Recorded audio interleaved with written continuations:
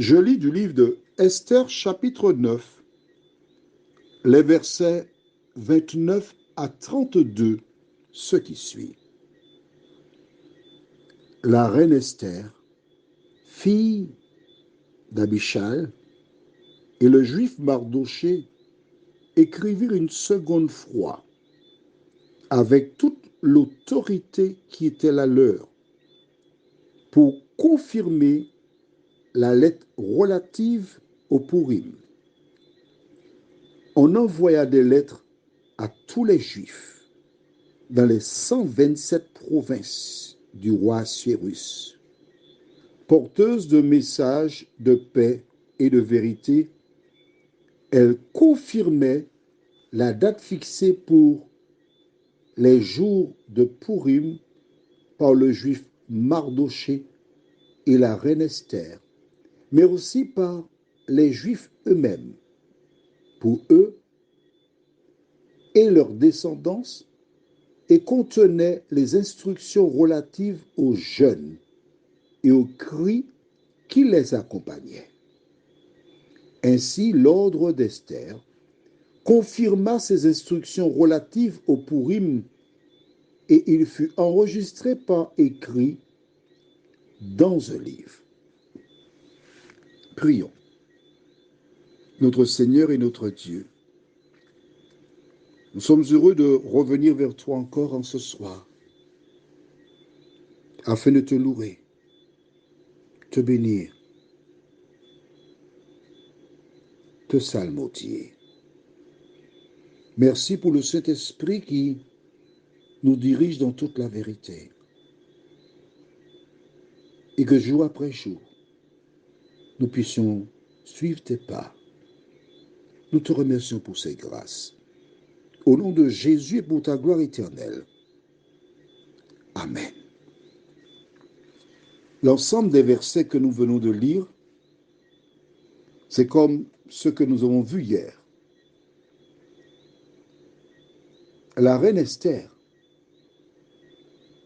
c'est pour la première fois que nous découvrons qu'elle participa à une activité politique au sein du royaume. Jusque-là, elle n'avait aucune tâche particulière. Mais là, elle s'est investie pleinement. La reine rédigea une lettre pour confirmer, ainsi que Mardochée qui était le premier ministre.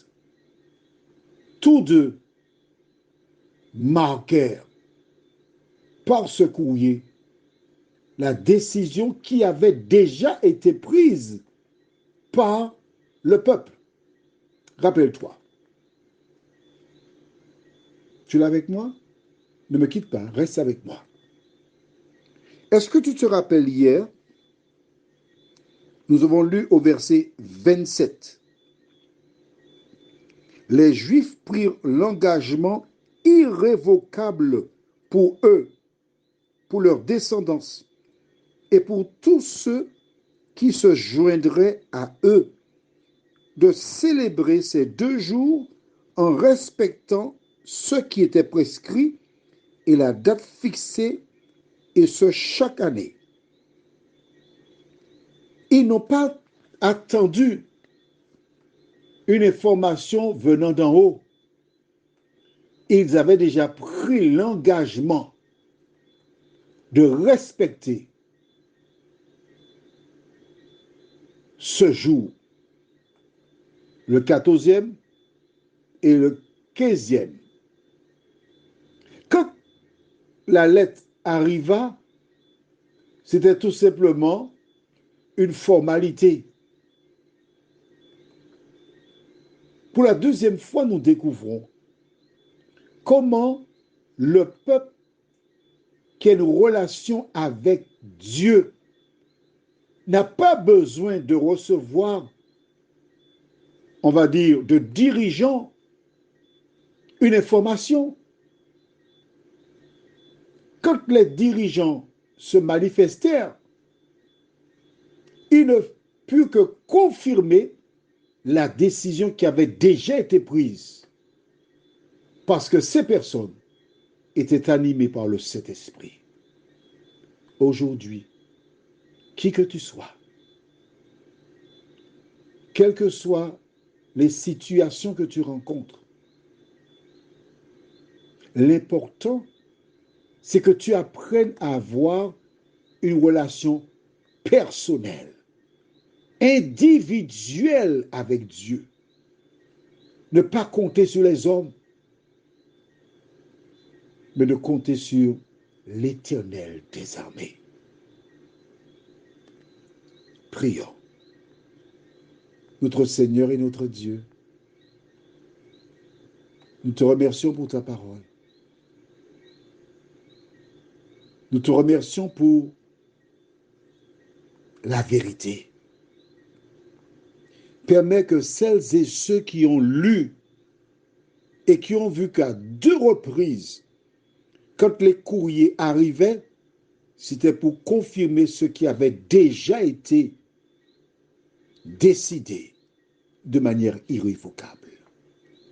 Merci de nous éclairer afin que nous comprenions que notre relation, elle est avec Dieu et personne d'autre. Garde-nous dans ta paix, dans ta grâce.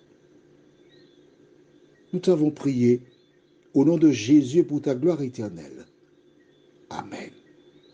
Je te souhaite une bonne nuit sous le regard de Dieu.